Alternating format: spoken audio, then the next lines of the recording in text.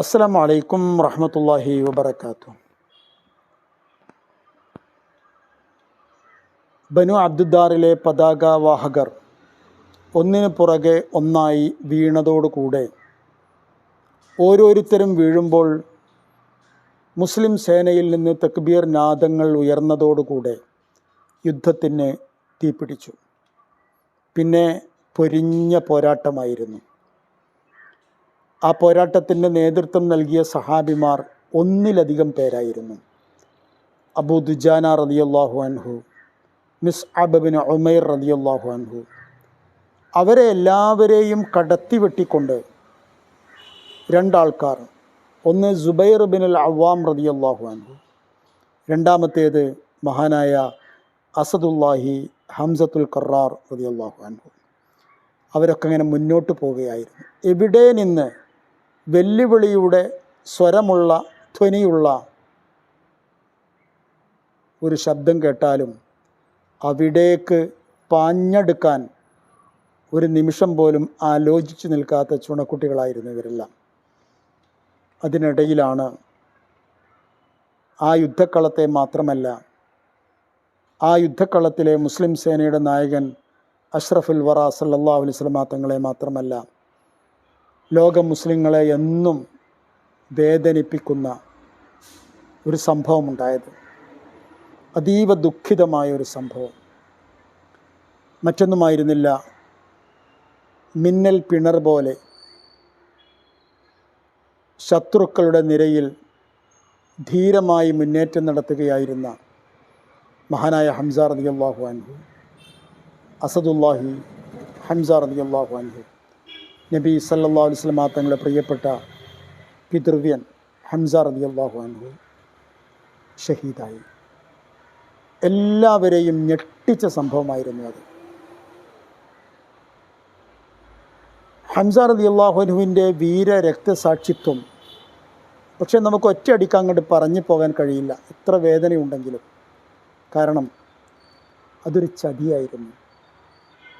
യുദ്ധക്കളത്തിൽ ചതിക്കാൻ പാടില്ല എന്നത് എക്കാലത്തെയും എല്ലാ സമൂഹത്തിൻ്റെയും അലിഖിത നിയമമായിരുന്നു. പക്ഷേ അത്തരം മാന്യതകളൊക്കെ മക്കക്കാർ മറന്നിരുന്നു. അവരുടെ അവസ്ഥ ഏതാണ്? അവർ പറഞ്ഞിട്ട് കാര്യമില്ല. ഇത്രയും വലിയ അടിയാണ് അവർക്ക് കൊണ്ടിരിക്കുന്നത്. അക്കാലത്ത് മക്കയിലെ ഒരു പ്രധാനിയായിരുന്നു ജുബൈർ ബിൻ മുത്തഇം. അദ്ദേഹത്തിന് സമർത്ഥനായ ഒരടിമയുണ്ടായിരുന്നു. വഹ്ഷി ബിൻ ഹർബ് എന്നാണ് അയാളുടെ പേര്. വഹ്ഷി നല്ല സമർത്ഥനാണ്. വഹ്ഷി ഏറ്റവും വലിയ സാമർഥ്യം കാണിച്ചിരുന്നത് തൻ്റെ ചാട്ടുളിയേറിലാണ്. ഹിർബത്ത് എന്ന പേരിൽ അവരുപയോഗിച്ചിരുന്ന ഒരു തരം ഉളിയുണ്ട്, ഇരുമ്പ് കൊണ്ടുണ്ടാക്കുന്ന ഉളി. അത് മർമ്മത്തിൽ തട്ടിയാൽ, മർമ്മത്തിൽ തുളച്ചു കയറിയാൽ ഏതു മനുഷ്യനും ഏത് ജീവിയും നിലംപരിശാകും. വളരെ സൂക്ഷ്മതയോടുകൂടെ എറിയുവാനുള്ള മികവുള്ള ആളായിരുന്നു വഹ്ഷി. വഹ്ഷിയോട് ജുബൈർ പറഞ്ഞു എന്നാണ് അഭിപ്രായം. അല്ല, അബൂ സുഫിയാൻ്റെ ഭാര്യ ഹിന്ദ് പറഞ്ഞു. അവരൊക്കെ അന്ന് ഇസ്ലാമിലെത്തിയിട്ടില്ല.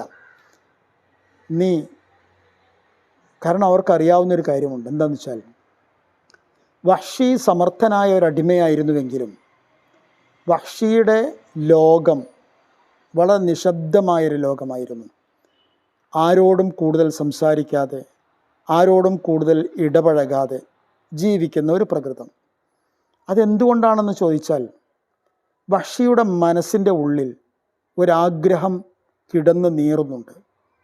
അത് മറ്റൊന്നുമല്ല, തൻ്റെ കയ്യിലെയും കാലിലെയും അടിമ ചങ്ങലകൾ അഴിച്ചെടുക്കുക എന്നതാണ്. അന്നത്തെ കാലത്തെ ഒരടിമയ്ക്ക് അത് സ്വപ്നം കാണാൻ കഴിയുമായിരുന്നില്ല. ഒന്നാമത്തേത്, അടിമകളെ എത്ര പണം കൊടുത്താലും മോചിപ്പിക്കുക എന്നത് പണക്കാർക്ക് അസഹ്യമായൊരു കാര്യമായിരുന്നു. കാരണം അവരുടെ ഒരു പ്രസ്റ്റീജിൻ്റെ സിമ്പലാണ്, അടയാളമാണ് സത്യത്തിൽ അടിമകൾ ഒരുപാടുണ്ടാവുക എന്ന് പറയുന്നത്. അതുകൊണ്ട് തന്നെ ആരും അടിമകളെ ഒഴിവാക്കുമായിരുന്നില്ല. പ്രത്യേകിച്ചും സമർത്ഥരായ, എന്തെങ്കിലും ഒരു കാര്യത്തിന് സാമർഥ്യമുള്ള അടിമകളെ ആരും ഒഴിവാക്കുമായിരുന്നില്ല. അതുകൊണ്ട് തന്നെ എങ്ങനെയെങ്കിലും അധ്വാനിച്ച് പണമുണ്ടാക്കി മോചനം നേടാം എന്ന് വിചാരിച്ചാലും നടക്കാത്തൊരു സാഹചര്യമായിരുന്നു. പിന്നെ അങ്ങനെ അടിമത്വത്തിൽ നിന്ന് മോചിതരാവുക എന്നതല്ലാതെ മറ്റൊന്നും ഒരു നിലക്കും അടിമത്വത്തിൻ്റെ കാൽച്ചങ്ങലകൾ അഴിച്ചിടാൻ യാതൊരു മാർഗവും അന്നത്തെ വ്യവസ്ഥിതിയിൽ ഉണ്ടായിരുന്നില്ല. അങ്ങനെ ഇരിക്കുമ്പോഴാണ് ബദർ യുദ്ധം നടക്കുന്നതും ബദർ യുദ്ധത്തിനെ തുടർന്ന് വലിയ പ്രതികാര വാജ്ഞ മക്കക്കാർക്കുണ്ടാകുന്നതും. അപ്പോൾ ജുബൈർ ബിൻ മുത്തഇം പറഞ്ഞു, അല്ലെങ്കിൽ ഹിന്ദ് പറഞ്ഞു, അല്ലെങ്കിൽ ശത്രുക്കളുടെ ഏതോ നേതാവ് പറഞ്ഞു, വഹ്ഷി, നിൻ്റെ ജീവിതത്തിലെ ഏറ്റവും വലിയ ആഗ്രഹവും സ്വപ്നവും അടിമത്വത്തിൽ നിന്നുള്ള മോചനമാണ്. നിനക്ക് അനായാസം അടിമത്വത്തിൽ നിന്ന് കരകയറാം. ഒരൊറ്റ ഉപാധി മാത്രമേ ഉള്ളൂ. നമ്മൾ ഇനി ചെയ്യാൻ പോകുന്ന യുദ്ധത്തിൽ ആ സൈന്യത്തിൻ്റെ നട്ടെല്ലായ ഹംസ ബിൻ അബ്ദുൽ മുത്തലിബിനെ നീ കൊല്ലണം. കാരണം നമ്മുടെ നേതാക്കന്മാരായ ഉത്ബത്തിനെയും ഷൈബത്തിനെയും എല്ലാം വധിച്ചത് ആ ഹംസയാണ്. അതിന് പ്രതികാരം ചെയ്യണം. വഹ്ഷി പറഞ്ഞു, ശരി. തൻ്റെ ചാട്ടുളി തയ്യാറാക്കി യുദ്ധത്തിലേക്ക് പോയപ്പോൾ വഹ്ഷിയും ഒപ്പം വന്നു. വഹ്ഷി ഒരിടത്ത് മറഞ്ഞിരുന്നു. വഹ്ഷിക്ക് യുദ്ധത്തിൽ താല്പര്യമില്ല, ഈ യുദ്ധത്തിൻ്റെ പ്രമേയത്തിൽ താല്പര്യമില്ല. വഹ്ഷിയുടെ ലക്ഷ്യം ഹംസയെ കൊല്ലുക, അതുവഴി മോചിതനാവുക എന്നതാണ്. യുദ്ധത്തിൻ്റെ ഏത് കളത്തിലാണ് ശരി, ഏതാണ് തെറ്റ്, അതൊന്നും വഹ്ഷി ചിന്തിക്കുന്നില്ല. അവസരം ഒത്തുവന്നു. ധീരമായി മുന്നേറുന്ന ഹംസ റളിയല്ലാഹു അൻഹുവിൻ്റെ മാർവിടത്തെ ലക്ഷ്യമാക്കി ഒരു കല്ലിൻ്റെ പിന്നിൽ മറഞ്ഞിരുന്ന വഹ്ഷി ചാട്ടുളി എറിഞ്ഞു. ആ ചാട്ടുളി തെറ്റിയില്ല. ഇന്നാ ലില്ലാഹി വ ഇന്നാ ഇലൈഹി റാജിഊൻ. വസ്സലാമു അലൈക്കും വറഹ്മത്തുള്ളാഹി വബറകാതുഹു.